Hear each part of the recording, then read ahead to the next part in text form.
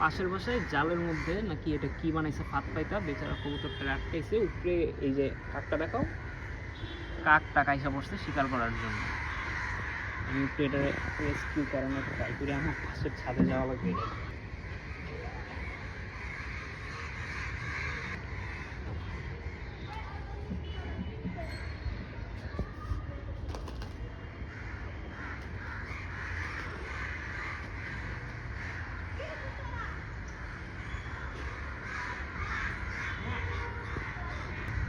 কেচি লাগবে, কেচি কেচি না